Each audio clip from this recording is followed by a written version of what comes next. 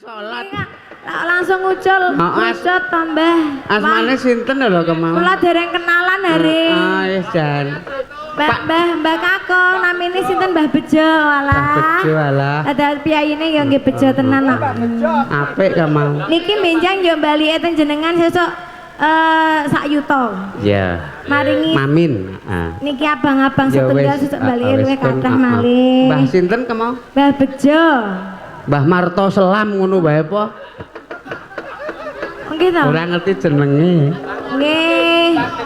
Aku senenge le joget ki anu saya Mbak Septi. Le joget ki karo ngemot udut mongko untune ompong. Nyeni lho niku. Dijamin aman. Aku seneng tenan le. Dijamin aman gitu. Kayak iki senajan pun sepuh yuswane ning rak dodo munggah. Nggih. Nek dodo medun ki hasrate padha.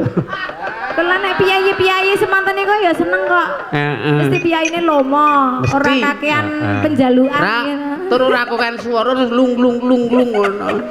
Masuk, nggih sampun dipun pinanggani.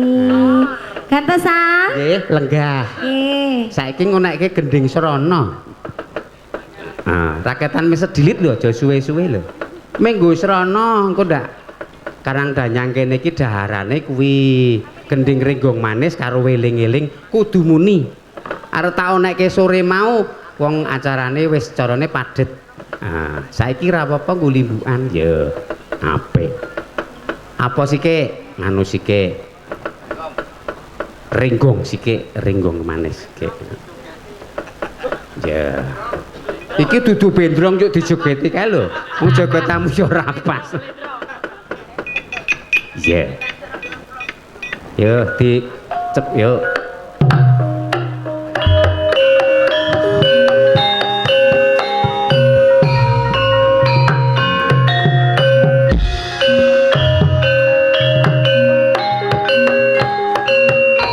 Yo Mbak Tusri.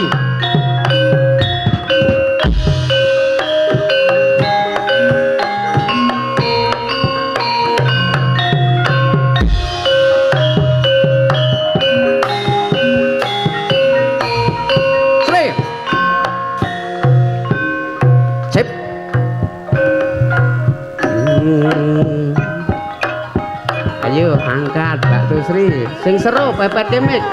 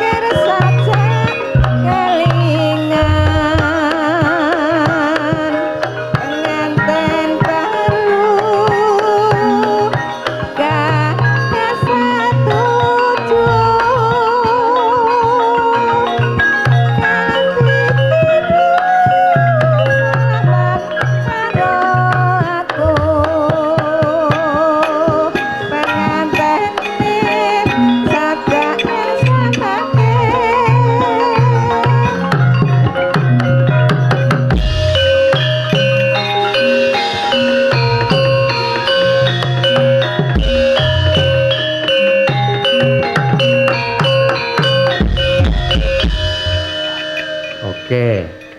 Eling-eling Banyumas buka saron. Yuk.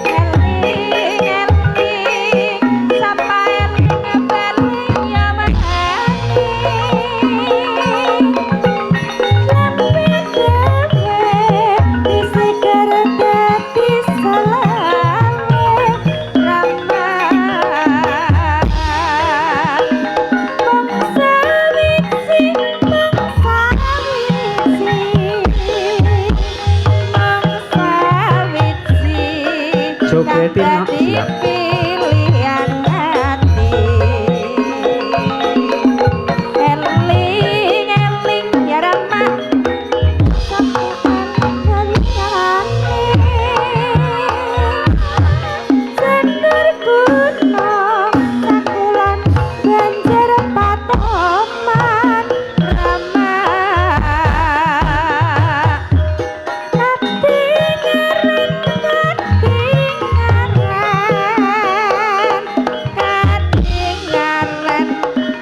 wong bagus gesek tekane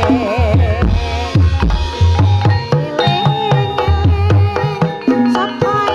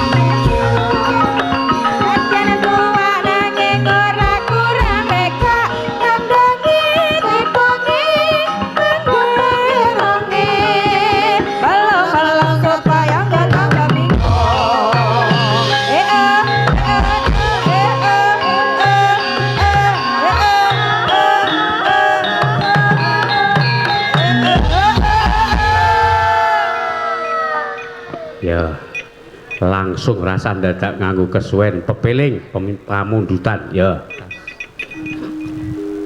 nenu rukun Islam kang lima puniki halus sih suaranya ketindakna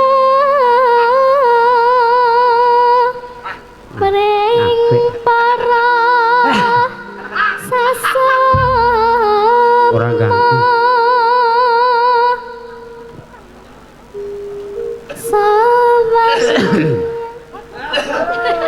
orang ngisruh to wiyaga wotak watuk oke dilaras kok malah ngati-ngati mbak karang iki wiyagane ngisruh nggih sampean nyuwara iki aja padha ditinggalke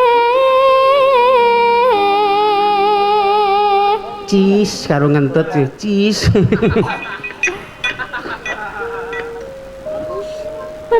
pelus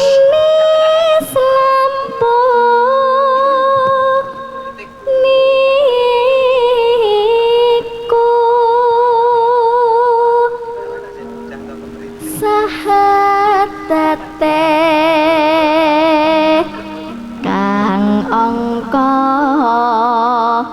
siji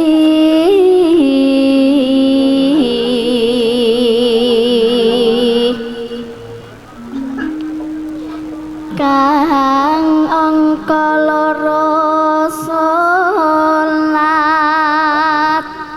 dene kang telu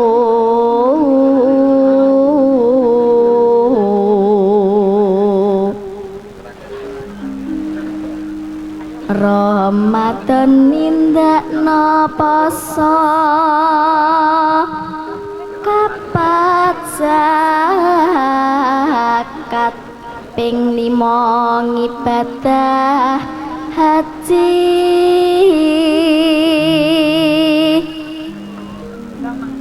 rukun Islam sampurna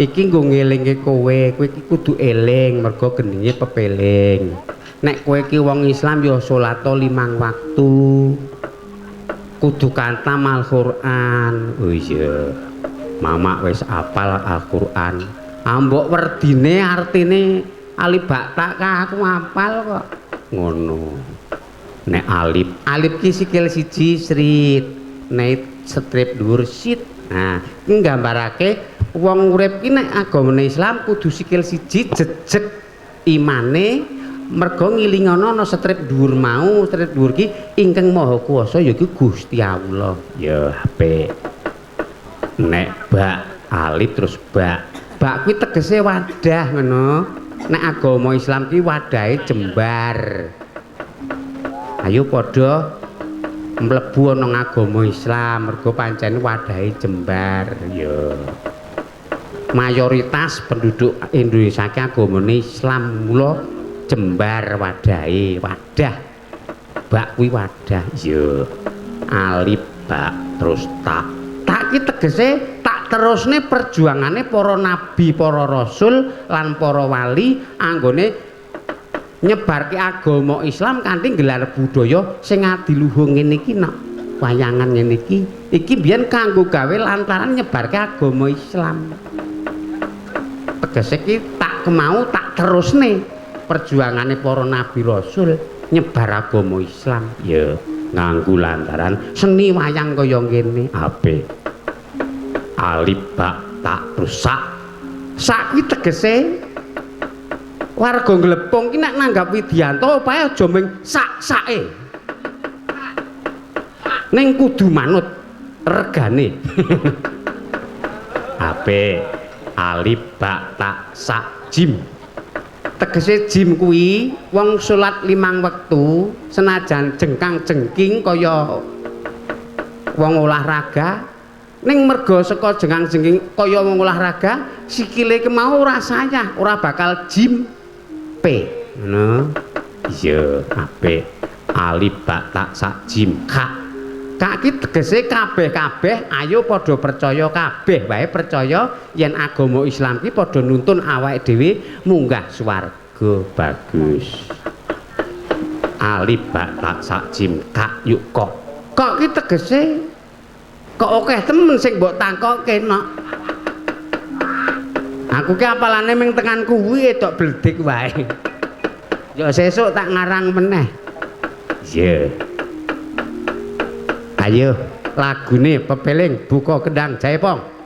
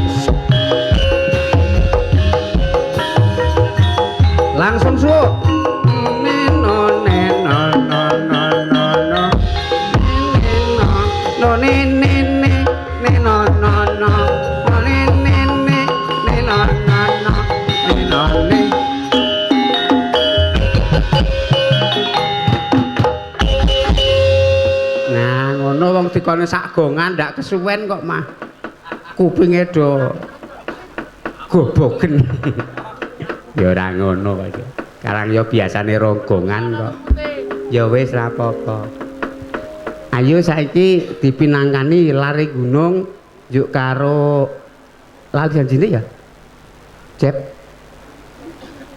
oh kelinci ucul ana apa iki oh ana saking mbahne Revan yo Jepi anu sik kelinci ucul ngadeg dibawani minangkani di 50.000 iki wis akeh pepeling mau kagem minangkani anu sing nyambut damel Kadang Sinoman wis cekap nggih sing Kadang Sinoman pun kula pinangkani kelinci ucul Mbah Revan ya pelok barang ya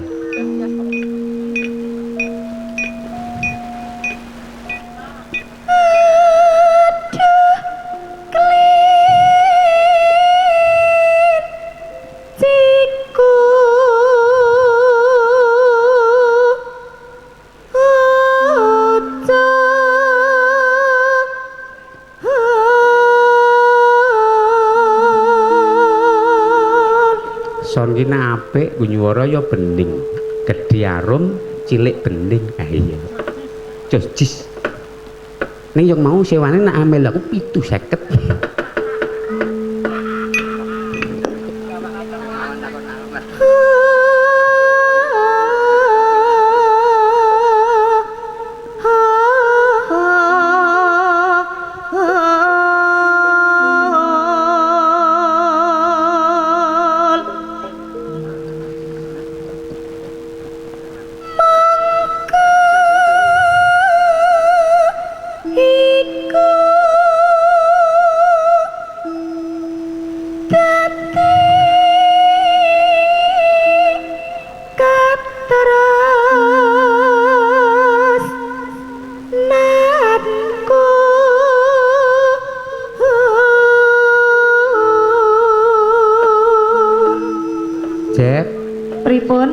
penonton ana sing ngematke kowe wae karo omong wae umbus ketoke ngesir apa piye takon munggah panggung ku lho takon joget ya ora apa-apa terus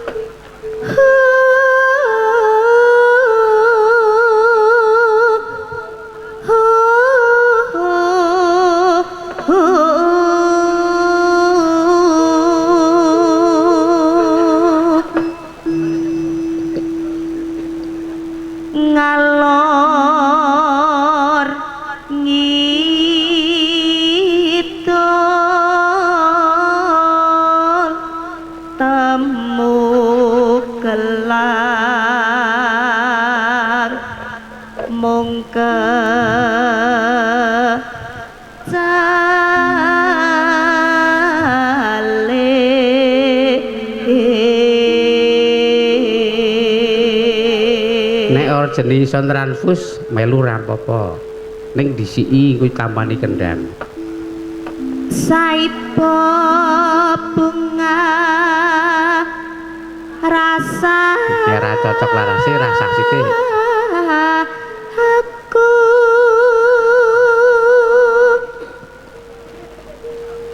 yen baliba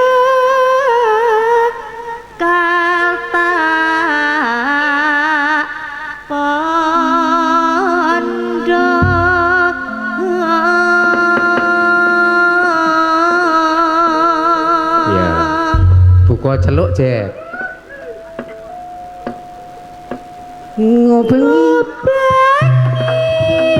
kudu saterusi desa desa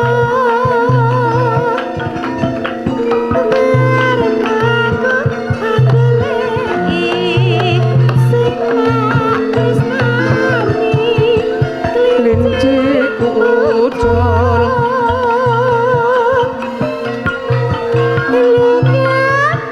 Luka Asik. Ayo Pak D.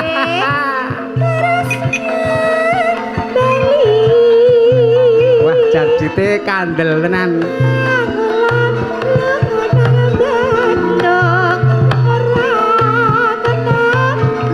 Terus aku nang Jakarta. Jebol ora ketemu. Aduh kelinci. Aja beda aku. Terus beli ning Samarang. Klinciku wis ana kandhang. Sip.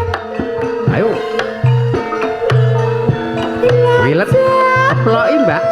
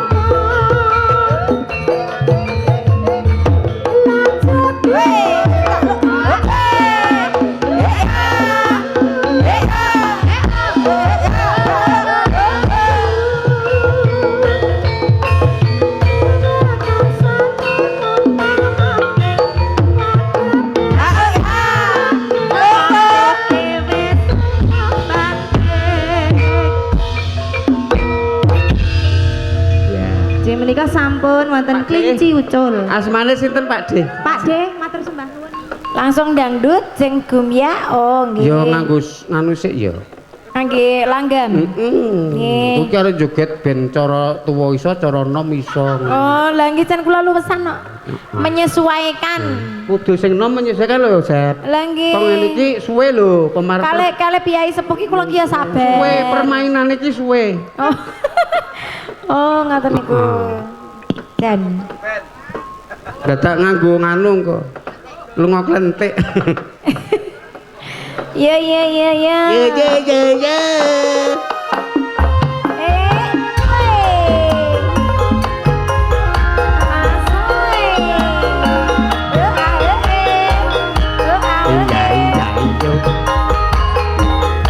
Majan aku kalah luwes e.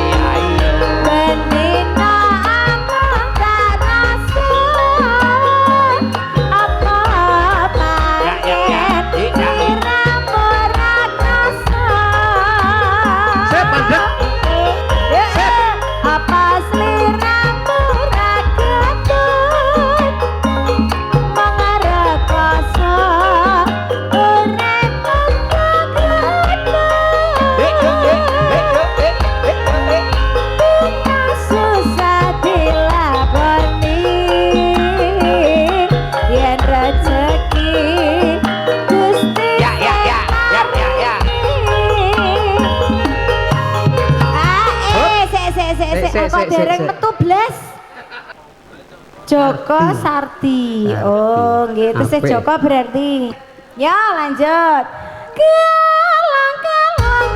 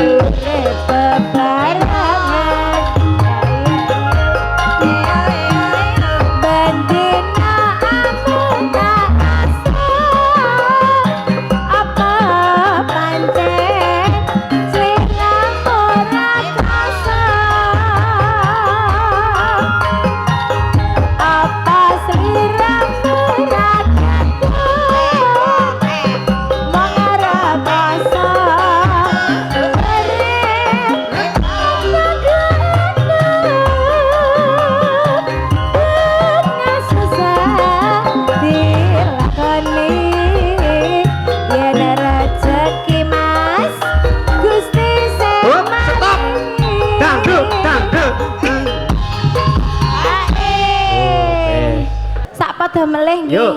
Yuk. Kelang-kelang dadi saksi. Muga sliramu bakal nyebrani.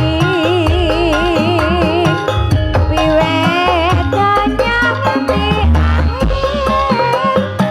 dawa bagus sing tak pikir-pikir.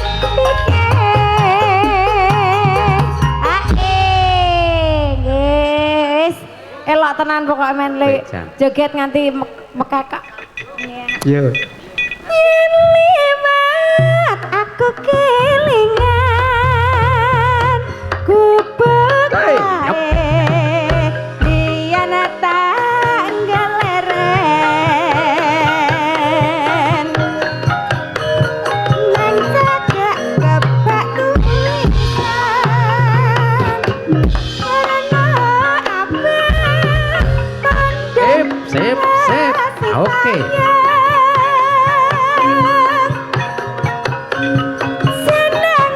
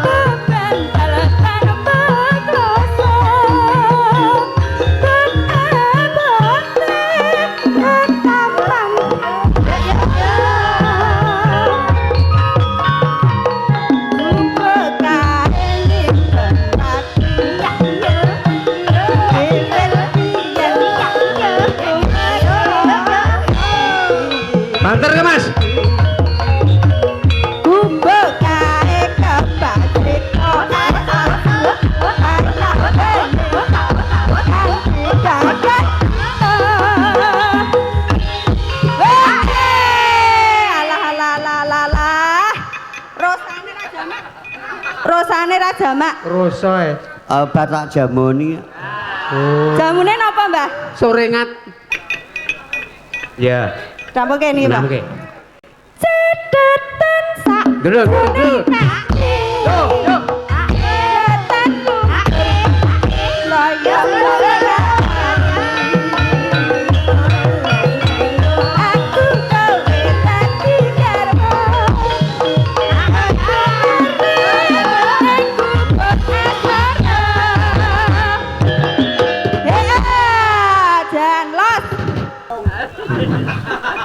Monggo Pak Dalang tarik. Siap, tarik. Oke, kendang cepong, dados.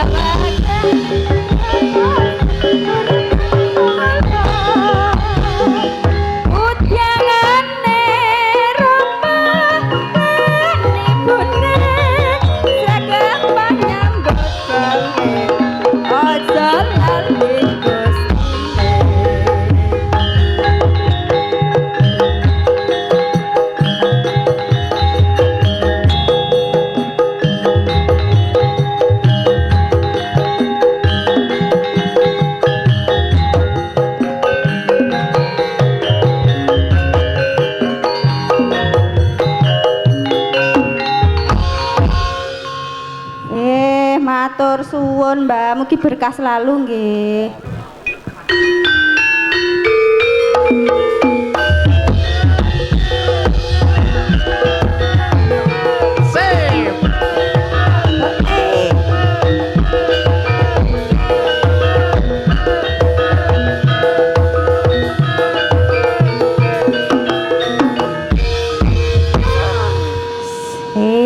Assalamualaikum. Waalaikumsalam warahmatullahi wabarakatuh. Sugeng dalu Jan. Nggih, sugeng dalu Pak Dalang. Minangkani para remaja. Ngaten, wonten sisih wingking menika. Anu sing nom minder. Oh, sing nom minder. Nek penyanyi iki sawerane larang ngertine. Padahal 10.000 mlaku. Kula kok mriki gak gratis mawon kula kowe purun kok ngoten. Lagune Dino, Orjen siap, Mas Sus Orjen Dino. Ya.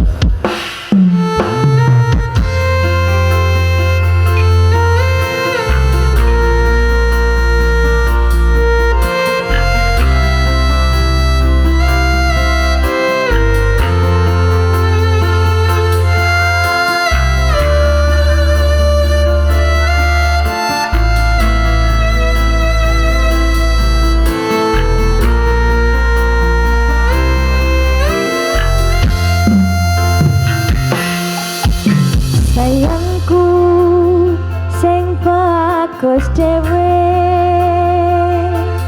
purun napa bakal tak usahane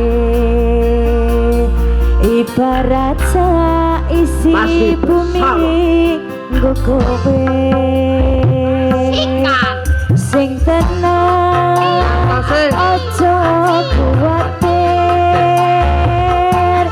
sayangku ning kowe ra iso disetir ora bakal luntur ora bakal muntir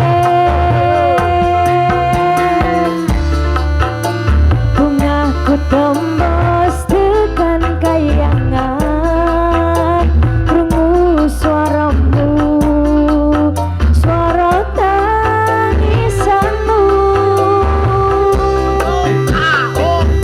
ora bakal cukup lautan mangsi mukir endah ayumu koyo widadari mungkin iso entek ewunan lagu nyeritake gedene rasa sayangku sing tenang aja kuwatir sayangku ning kowe ra iso disetir ora bakal luntur ora bakal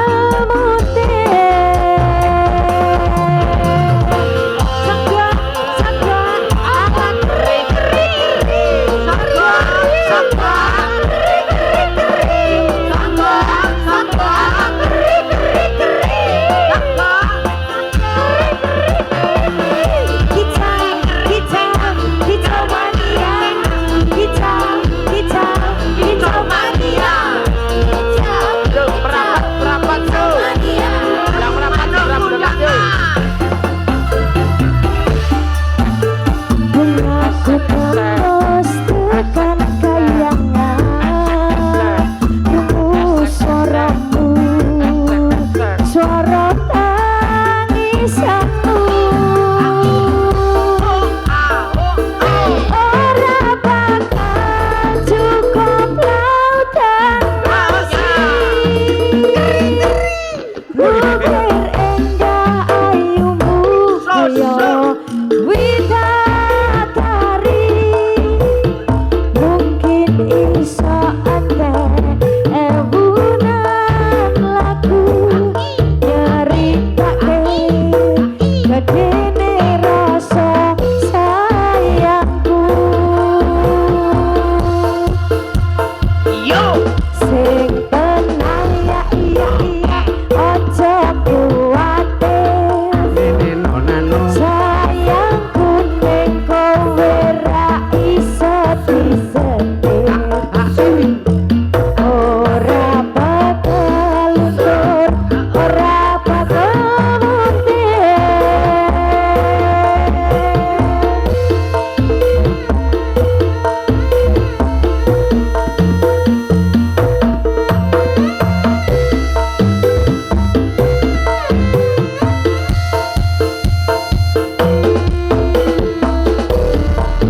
bungaku tembus tekan kayangan krungu suaramu suara tangisanmu ora bakal cukup lautan mangsi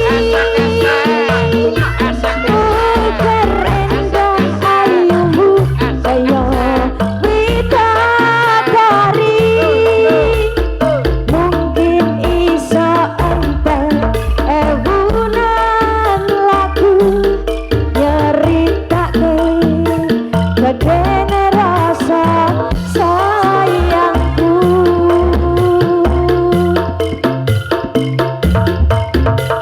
mungkin iso entek ewunan lagu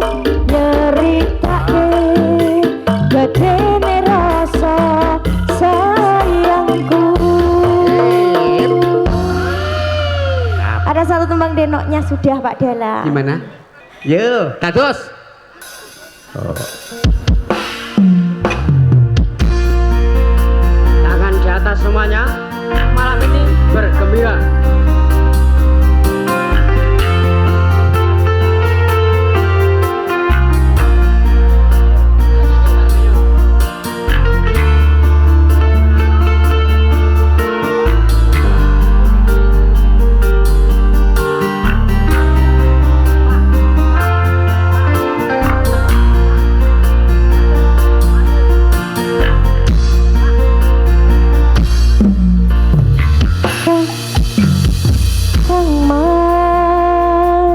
Kesayangan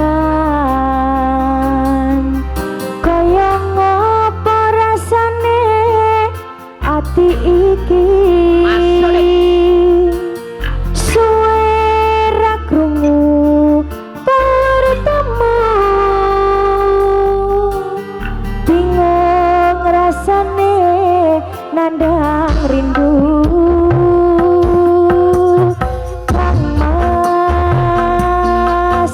sing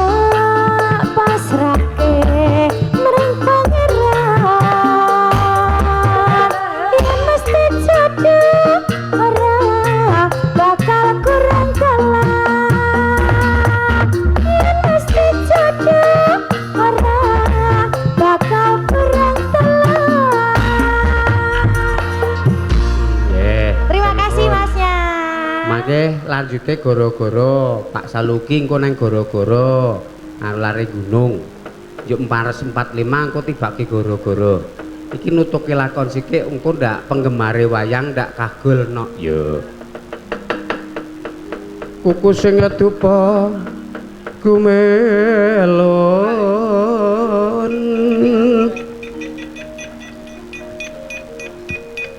ngeningken tiasa ngapeki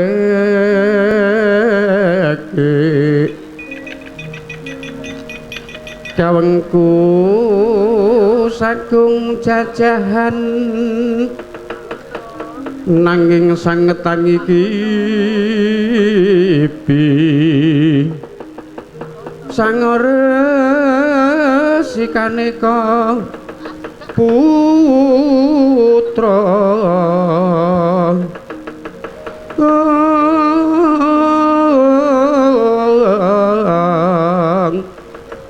dengan jok saking wiyati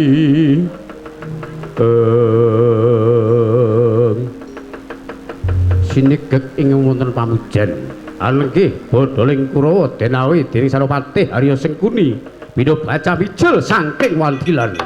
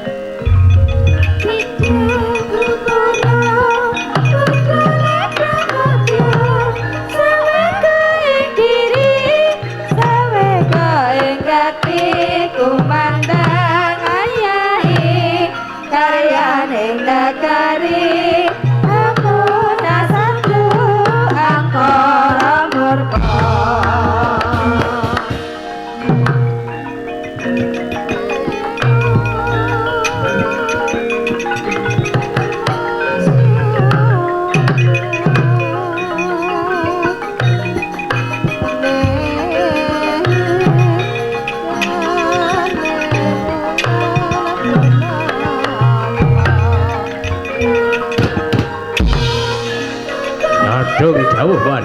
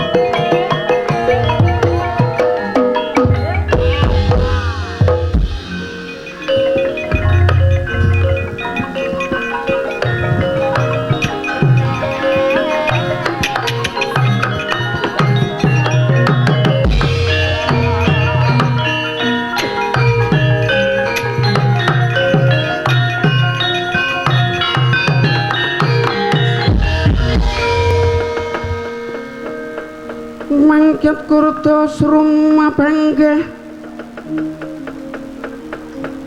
katekaping Prawandawa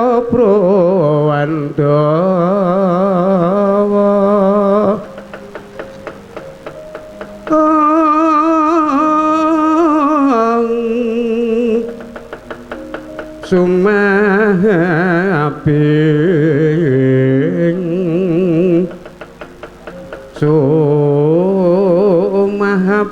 pabarisan urunang gono gawe gelar sirwang-wang gong maguru gongso makutha majuru jungkung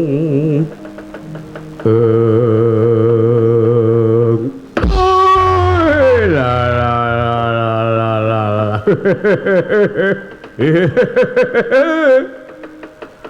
kepareng kang putra cindhing wang durusasa nyadong dawuh pamuwon paman sengguni klulungsung werti paman ploso jenar klulungsung kabar paman arya klulungsung werta werti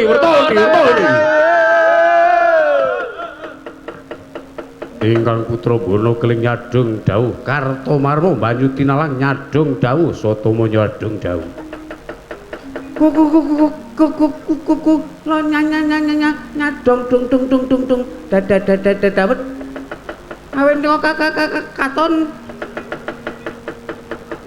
samyo bidal kaijo ngomong bayi ngomong ting celintut gak omong lungake no gawean mangkat rasa lewel-lewel dong lungake mah jumbus dewi bocah Kurawa lho rembug sing ana Sitinggil Binanturanta iki mau ora ana kejaba sing dirembug bab murcane putuku si Sarja Kusuma. Lek ngono. Terus pripun? Lah iki gandeng rembug iki mau aku mundi dawuh ing supaya budhalake Kurawa. Ing isine kowe kabeh padha ngejum lampah jalak peningal jajah desa Milangkori. Para pinisepuh Kurawa kudu disebarke blat papat ing supaya ngebaki kiblat papat ngecaki lor kulon wetan kidul lan sapunenggalane mengko banjur pinanga kanggo sarana goleki murcane Si Abimanyu. Rak ngoten Kakang. Nggih. Mangke anu jejune Kurawa ing sepalih menika ndherekaken Angger Baladewa ing sepalih ndherekaken Angger Dipati Karna. Lah mengkono to. Lho nggih, ha menika kedah dipun caki ngaten. Anak niki mangke tujuane niku golek Sarja Kusuma kok boten ketemu terus pripun? Ingkang pokok kudu ketemu. Nek ora ketemu sungkawane kadang reda Angger Duryudana mengko ora bakal mendut. Boleh sing ngoten iki dibijalake, boten sah dangu-dangu, wedalipun mepet ngoten. Selak kadali walsa, selak kewengen ngoten niki gek ndang dibijalake. Mung jir. Mung jir. Wis nyok rampung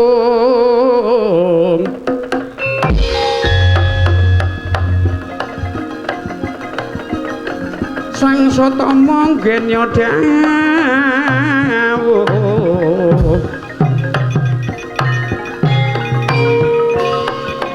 undang ing Prawadya sigra baca baris